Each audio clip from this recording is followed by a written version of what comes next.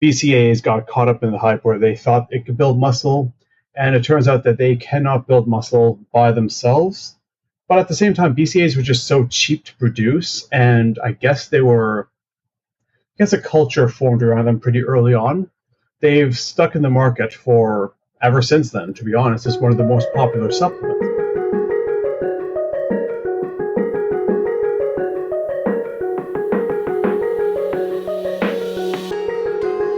Hello and good day to you. This is Mike Matthews from Muscle for Life and Legion Athletics, back with another episode of the Muscle for Life podcast. And this time around, I interview the co-founder and former lead researcher and writer of Examine.com, somebody who knows more about supplementation than anybody I will ever meet again in my life, Kurtis Frank, on the truth about branched chain amino acids, BCAAs. Now, for years, BCAAs have been an absolute staple supplement in the bodybuilding scene. If you've ever seen a muscle boy or girl in the gym lugging around a gallon of fluorescent liquid, chances are it is water and BCAAs, because supposedly these little guys can help us build muscle faster when we are bulking and retain more muscle when we're cutting. And there are a number of studies out there that are often cited to support such claims. And if you take that research at face value, it all seems to add up. And there you go. You have a best-selling supplement on your hands. Ironically, the number one requested product over at Legion Athletics is BCAAs, and it's also a product that we refuse to sell. Why? Well, when you roll up your sleeves and you take a closer look at the research and the weight of the evidence on the whole, a very different picture emerges. As you will discover in this podcast, BCAAs, unfortunately, don't really have much to offer beyond making your water tastier, unless you are an athlete. If you are, there is one legitimate use for BCAAs that might be relevant to you. But if you're not, you're wasting your money. This is where I would normally plug a sponsor to pay the bills, but I'm not big on promoting stuff that I don't personally use and believe in, so instead I'm just going to quickly tell you about something of mine. Specifically, my 100% natural pre-workout fat burner supplement, Forge. Now, it was designed to be used specifically when exercising in a fasted state, and it helps you maximize fat burning while training on an empty stomach, minimize the amount of muscle that you lose while training in this state, and maintain intensity and focus in your workouts. All that is why Forge has over 400 reviews on Amazon with a 4-star average, and another 220 on my website with a 4.5-star average. So if you want to get leaner faster, and especially in the quote-unquote hard to lose spots like the hips, thighs, and belly, then you want to head over to www.legionathletics.com and pick up a bottle of Forge today. And just to show how much I appreciate my podcast peeps, use the coupon code PODCAST at checkout and you'll save 10% on your entire order. And lastly, you should also know that I have a very simple 100% money back guarantee that works like this. You either love my stuff or you get your money back, period. You don't have to return the products. You don't have to fill out forms. You don't have to jump through any other hoops or go through any other shenanigans. So you really can't lose here. Head over to www.legionathletics.com now, place your order, and see for yourself why my supplements have thousands of rave reviews all over the internet. And if for whatever reason they're just not for you, contact us and we will give you a full refund on the spot. Kurtis, thanks for coming back on the show once again to give us supplement wisdoms. And today's discussion is something that it's good that we're putting more content out on, and maybe worth actually considering doing a bit more writing on BCAAs, because it is the number one product that we are asked to create. When are you going to do BCAAs? When do you do BCAAs? And the answer has always been probably never, because there doesn't seem to be any good reason for you, average Mr. or Mrs. average gym goer, to supplement with BCAAs. It's not going to help you gain muscle faster.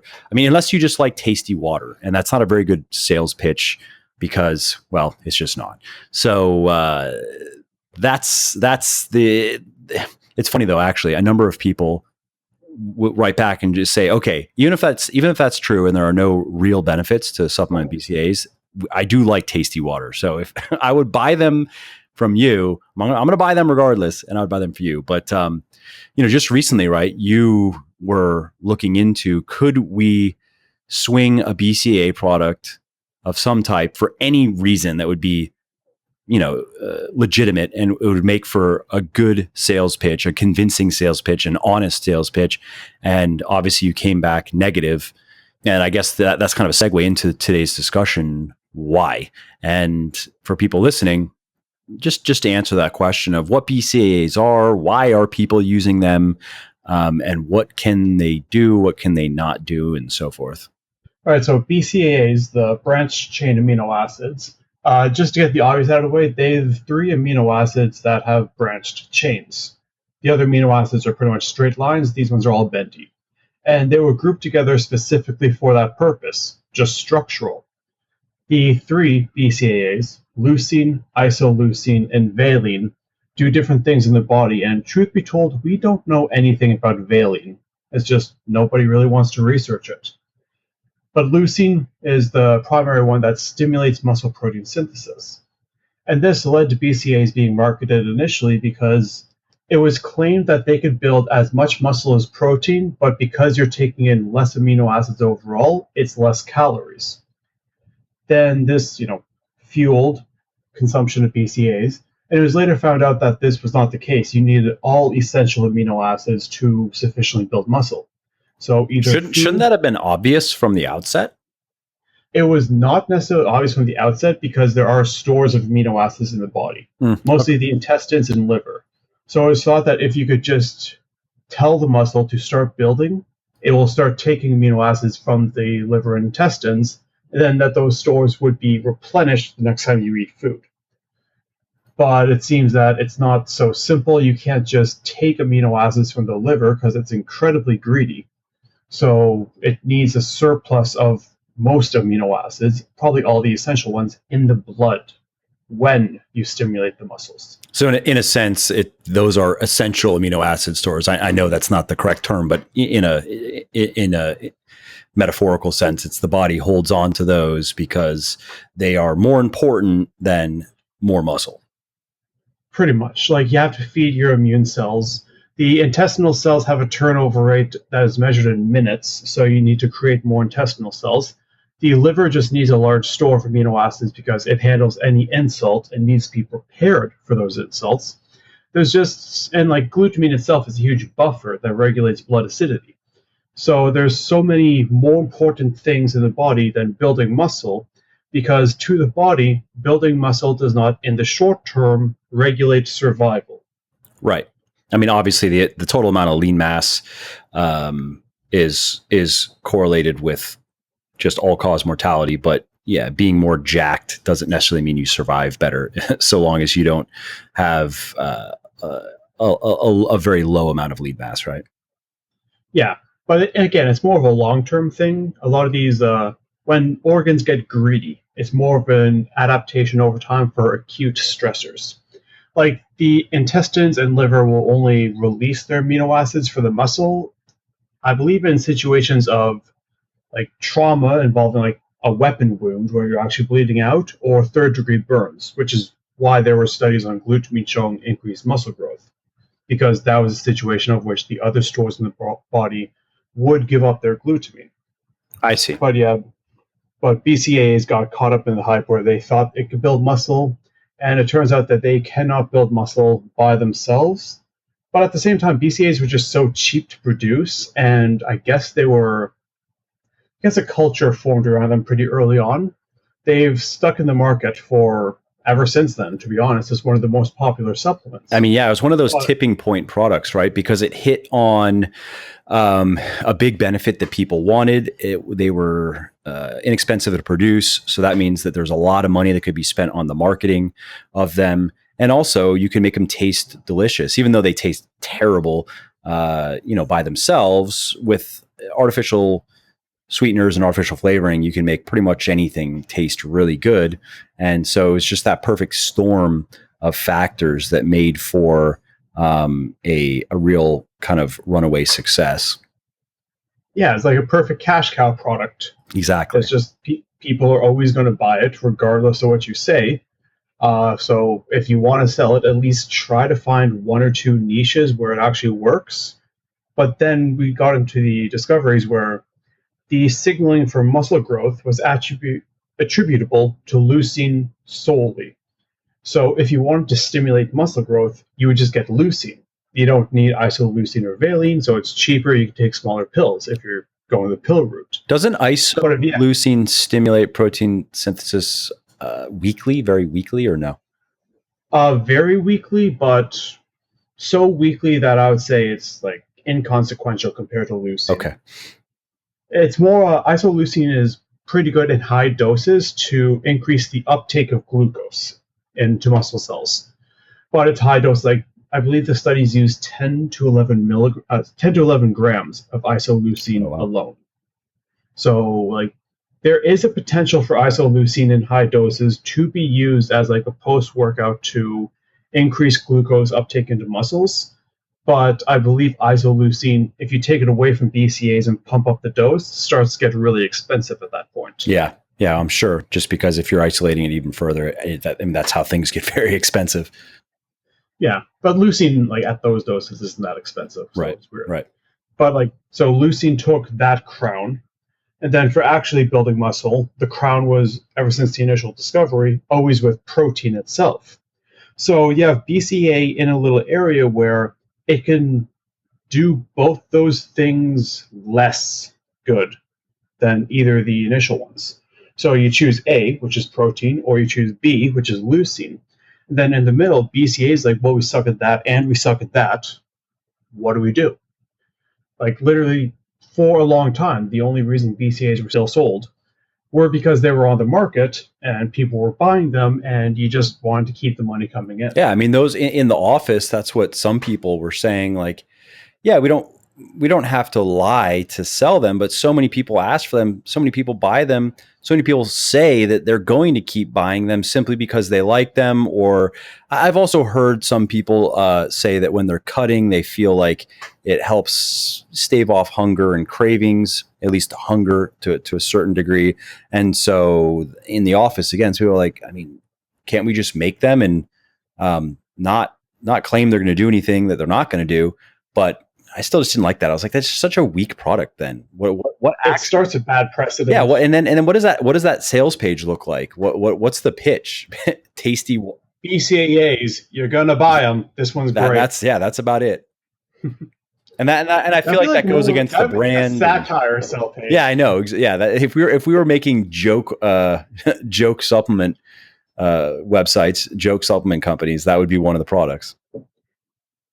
BCAAs. They don't do much, but we have 25 flavors to choose from. Those competitors over there have 3. Buy now. That's a low number. Buy now. Cookies and cream with peach. No one buys it, but it just adds to the list. That's how popular they are. Yeah, pretty much. But because Legion is the whole premium sports company, we can only sell stuff that has an effect, which is why I tried to look into a legitimate effect of BCAAs. And I technically did find one, but it's not something most people would, use it for. Because BCAAs seem to have a role in preventing central fatigue. So central just refers to the brain in a way that is probably due to the, I'd say, I'm going to give a little nod to valine here. But the truth is, the mechanisms of how BCAAs prevent fatigue is just due to the fact that they're literally branched. You want to explain that? Yeah, I was just trying to figure out a segue. So thanks for that. When it comes to not sarcastic things, by the way, you were my segue. That's all I'm here for. I'm just here for segues. Yeah, I thought I was being unnecessarily sassy. So when you're working out, you just have muscle breakdown and amino acids go into your blood. And they just float around. Some go to the brain, realize, we have nothing to do here. So they just leave, go to the kidneys, and eventually get processed out. But the more you work out, the more amino acids go in your blood, and ammonia builds up. And this does lead to fatigue. But another thing that happens is tryptophan, the turkey amino acid, as many people know it by, that also produces serotonin and thus melatonin, can go into the brain and start to accumulate. And when it accumulates in the brain, that is strongly associated with not just fatigue, but also fatigue related to heat stress. I do not know why it's related to heat stress, but it seems that this type of fatigue happens faster in hot environments. I can attest to that, having grown up in Florida and then now having lived in Virginia for a couple of years, where it gets hot, but it's not Florida hot. It doesn't suck the life out of you like the Florida heat does. Yeah, there's like a certain fatigue unique to heat. So tryptophan does this because it's, tryptophan turns into neurotransmitters, but it's also a large neutral in charge amino acid. There's actually a transporter into the brain, so the door of which it goes through, called the large neutral amino acid transporter. Very aptly named. It just looks for large neutral amino acids. Tryptophan is one of them, but not the only one. If you pump a lot of BCAAs into the system, they're also pretty large and neutral, and they just kind of float around the body. They sort of clog up this transporter a little bit. So the tryptophan that would normally go into your brain just hangs around in the periphery for a bit more. It delays the buildup of tryptophan in the brain, not perfectly, because eventually the BCAA is just going to leave or the BCAAs are just get eliminated. But by delaying this, it can delay prolonged fatigue with specific reference to heat, but also more like when you get fatigued and your finite motor control goes down a bit, that's also the fatigue that BCAAs can prevent a little bit. So not so much CrossFit, not so much repetitive like running, where you're just doing one repetitive motion all the time, but more so in highly technical sports like tennis or badminton. Those are the ones where BCAA supplementation can really help. Interesting. So it's similar to synephrine or yohimbene's effects on fat cells, where they clog up the alpha receptors in fat cells, right, which allows them to be mobilized more easily. Sort of. I don't think BCAAs literally block the transporter. Oh, okay. They're just kind of slow because the transporter will accept whatever's there. And if it's only tryptophan is going to go through. But if there's BCAAs, then they're going to have to take turns. It's not like when the tryptophan gets into the brain, it just always stays there. There is a chance for it to get effluxed as well.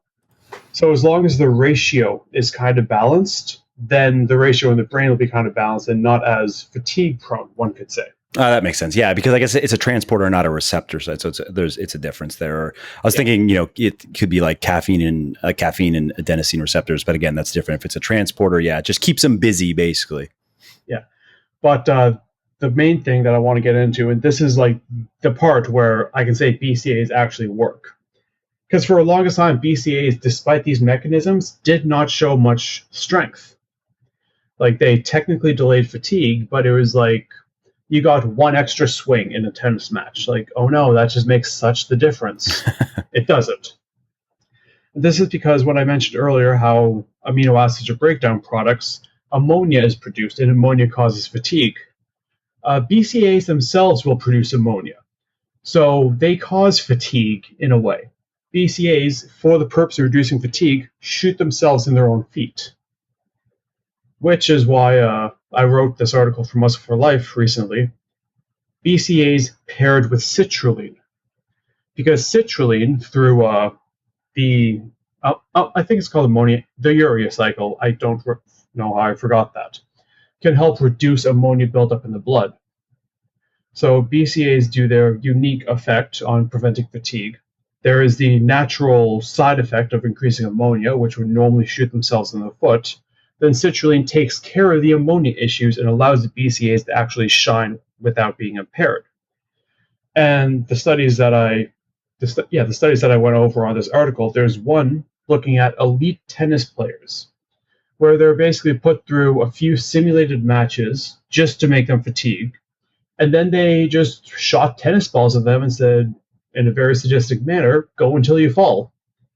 And in the last stages of fatigue, citrulline seemed to stave off like half of the fatigue that placebo group experienced. Wow. The BCAA citrulline Sure, combo, yeah. I should say.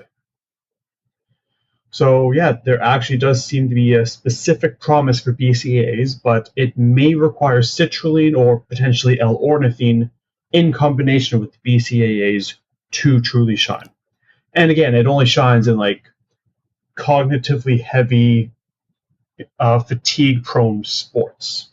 So it's not really something everyone does. Yeah, it'd be more of an endurance supplement, which is something you've worked on, but we've shelved for now because we don't have very many heavy endurance athletes. It's not exactly our target market, and I'm not sure what that market is like or how difficult it is to break into. But it would sound like BCAAs would have a better place in a supplement like that than anything having to do with building muscle or losing fat, which of course makes even less sense. But people hear things, and so I'd say it's 80 to 90% of the reasons why people that we hear from are taking BCAAs are relating more to muscle. And if it's fat loss related, it's usually muscle preservation. They think that if they drink BCAAs all day, they're going to lose less muscle when they cut, or maybe even, gain more muscle when they cut.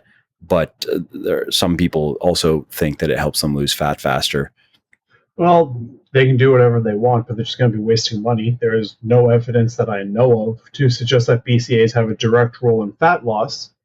And for an indirect role through the muscles, again, there's no good evidence on that. Right. And it's basically a what-if theory that leads to an extra, like, $30 a month minimum. And there are plenty of cool what-if theories out there. Just select one that has a bit of promise. And what are your thoughts about, because then this is very common, why people might be, while there might be some legitimacy in terms of what they are experiencing phenomenologically, and that is reduced hunger. You think it's just due to drinking something sweet, or... And this is when cutting, this is like, again, something that I hear often from people that accept that, yeah, okay, fine, it probably doesn't have any muscle related benefits really, but when I'm hungry and I'm cutting and I drink these BCAAs, I mean, who knows? It could be as simple as these people don't drink much water or much liquid at all, and then when they're cutting, because they're drinking BCAAs, it increases their water intake, and that alone could increase general satiety, right? I'm actually thinking it might be some weird neurotransmitter shenanigans that I can't explain. Because there's a lot of serotonin receptors in the gut, and activating them will reduce hunger. The large neutral amino acids, like tryptophan, are closely linked to serotonin metabolism. So if you are able to activate serotonin receptors in the gut, you can reduce hunger. Now, when you mentioned that, I was trying to think about all the research I've seen on BCAAs and serotonin, but I haven't really seen any. This may be a question that people haven't really investigated much. But there is potential for weird shenanigans with serotonin receptors. I see. I can't completely eliminate that. But beyond that, like just having water or just like having something in your mouth. Because if something's in your mouth, you're not thinking about putting something else in at that exact same time. Right. Quell the oral fixation, so to speak. That could also be a good reason. Right. And I mean, based on what you're saying regarding ammonia buildup, is it then, it sounds like it's counterproductive for fitness people to be drinking BCAAs all day. If they're, I mean, let's say you work out after work and you've been drinking BCAAs for 8 or 9 hours or something, and you go do a workout. I think it might be a bit of a downside. Well, definitely if you have kidney issues, because then the ammonia can't get processed as well. It might be cleared by that time, but if people do drink BCAAs throughout the workday and they find that they can never get a good workout in, it could be useful to just go off the BCAAs for a few days, see how you feel. Because while I don't think it's a red flag at all, it's definitely possible that excessive BCAA consumption could just screw up your workout. So makes sense. It's something for people to test out. Sure, makes sense. What about we were talking about this before we started recording? A theory that has been bouncing around online that BCAAs may stunt muscle gain as opposed to augment it. Okay, so that theory comes from the fact that leucine is the trigger to stimulate muscle growth, paired with the idea that the body is always in a state of homeostasis, an active balance. much like a grandfather clock swinging back and forth. If something goes in one direction, it's going to go in another. You cannot just have a body at baseline, stimulate a process in one direction, and then expect it to go back to baseline without dipping into the opposite direction for a little bit. It's very much like a sine curve rather than just a straight line. And so if you stimulate muscle protein synthesis, but you do not give the actual amino acids to build the muscle with, you will have no net gain. But then after the stimulation muscle protein synthesis goes away, you will be left with a refractory decline in synthesis rates. And you don't need to provide amino acids for that because you have your muscles. They can just degrade on their own. So I said decline in muscle protein synthesis, but the theory is it might also stimulate catabolism. So it's like the sine curve where the stuff you want, you're not optimizing. But the stuff you don't want will happen regardless. And so the theory is if you keep on pulsing BCAAs throughout the day, could you have a net loss of protein if you don't optimize the positive spikes by actually just having whole foods? And at this moment in time, there's no evidence at all assessing this in otherwise healthy demographics. But that the theory has been going around a lot with sarcopenia researchers, those who are tending to the elderly and don't want them to lose any muscle mass.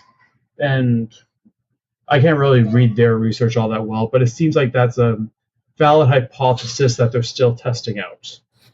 As for athletes, if you wanted a reason to not pulse BCAAs each and every day, then have that be your reason. But I don't think you're just going to like shrivel up into a little weightlifting raisin if you continue using BCAAs. I doubt it would actually cause any significant muscle loss, or even any significant impairment of muscle growth. I would assume if you have the basics in place, if your energy balance is where it should be and your macronutrient balance is where it should be, and you're training intensely and whatever. Yeah, because out of all the receptors to be highly sensitized in the body after removing a stressor, the process of building muscle is not usually one of those.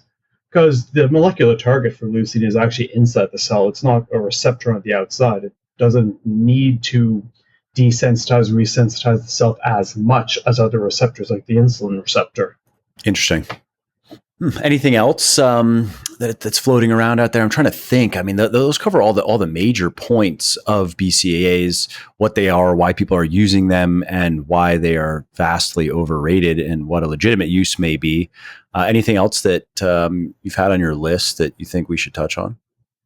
In regards to BCAAs, not really, because they are overall a very simplistic creature. They're just kind of stimulate muscle growth, don't do a good job at it, might decrease fatigue in hot environments, of which like the fatigue is cognitive. But we pretty much touched down on all the bases. It's still going to be sold all the time. I think the only other thing we can mention is how BCAAs are obscenely cheap, and how if you are going to be buying a product all the time, you're probably actually overpaying if you're buying one of those brand names. Yeah, they're expensive. Oh, yeah. A good tip I should mention is BCAAs in their unflavored form are highly bitter. Yeah, leucine in particular is disgusting. Yeah. So if you want to buy like bulk unflavored BCAAs just because they're cheap, sour is the taste. Like sour and tart are the ones that counter bitter the best. For tart, you can get bulk malic acid, which is a little white stuff on the outside of like sour candies. That's just straight up malic acid. Very sour. Sorry, very tart. And then you can also use a bit of lemon juice. Those two alone may be enough to negate how bad BCAAs taste, and can save you a lot of money if you're going to be taking BCAAs regardless. That, though, probably eliminates one of the main reasons, again, at least from speaking from customers and other people that have reached out to us, why people enjoy them is because tasty water, and that doesn't make for very tasty water. You just have like a Mio flavor enhancer. Yeah, Like yeah, you'd have to add something like that in. And then you just get to the initial price again eventually. Yeah. So yes, or yeah, you just go back to if you want tasty. Yeah, exactly. That's also the point. Like how many bags of things are we talking about? Or then you just get back to, all right, why don't you just get rid of the BCAAs then and just have the tasty water? And if you don't want to buy the flavor enhancers, just have some fruit. Throw some fruit that you like in water and just drink that throughout the day. Yeah, pretty much. Alrighty. Well, this was straightforward. I don't think there's anything else that is worth mentioning on the BCAA front. Yeah, they're not really that exciting. Yeah, they just make money. That's really what it comes down to. And there's so much marketing momentum that has built up around them that, it's one of those things where the key to lying well is repetition, right? And ideally the bigger the lie, the better. But if you just repeat something, a little factoid, you repeat it enough until eventually it just becomes accepted and true. And I feel like BCAAs have reached that point where the lies have been repeated enough times by enough supplement companies in enough media that quote unquote everyone knows now that if you're into muscles, then you probably should be, or you should at least consider BCAAs. Yeah, it's just, I really don't know how to follow up on the whole marketing stuff because it gets me really pessimistic at times. Like, at least market the fun stuff. Like garlic. That's cool. Yeah, but garlic's it's unsexy. It's smelly. I know, but like, it has the power of egg farts in your blood to reduce blood pressure. The power of egg farts for health benefits. There's a headline. There's an ad headline right there. You'll get readers. I don't know how many buyers you'll get, but you'll get readers for sure. Yeah. All right. Well, yeah, that's well, I think that's it for this round. As always, thank you. Okay. Glad to be here. Hey there, it's Mike again. I hope you enjoyed this episode and found it interesting and helpful. And if you did and don't mind doing me a favor, then please do give this video a like and leave a comment down below. Not only do I like to hear from everybody and I jump in and reply to as many comments as I can, it also helps other people find their way to the show and learn how to build their best bodies ever too. And of course, if you want to be notified when the next episode goes live, then just subscribe to my channel and you won't miss out on any of the new content. Lastly, if you didn't like something about the show, then definitely shoot me an email at mike@muscleforlife.com and share your thoughts on how you think it could be better. I read everything myself and I'm always looking for constructive feedback, so please do reach out. Thanks again for listening to the episode, and I hope to hear from you soon. Oh, and before you leave, let me quickly tell you about one other product of mine that I think you might like. Specifically, my 100% natural pre-workout fat burner supplement, Forge. Now, it was designed to be used specifically when exercising in a fasted state, and it helps you maximize fat burning while training on an empty stomach, minimize the amount of muscle that you lose while training in this state, and maintain intensity and focus in your workouts. All that is why Forge has over 400 reviews on Amazon with a 4-star average and another 220 on my website with a 4.5-star average. So if you want to get leaner faster, and especially in the quote unquote hard to lose spots like the hips, thighs, and belly, then you want to head over to www.legionathletics.com and pick up a bottle of Forge today.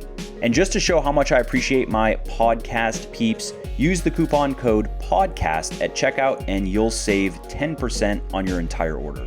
And lastly, you should also know that I have a very simple 100% money back guarantee that works like this. You either love my stuff or you get your money back, period. You don't have to return the products. You don't have to fill out forms. You don't have to jump through any other hoops or go through any other shenanigans. So you really can't lose here. Head over to www.legionathletics.com now, place your order, and see for yourself why my supplements have thousands of rave reviews all over the internet. And if for whatever reason they're just not for you, contact us and we will give you a full refund on the spot.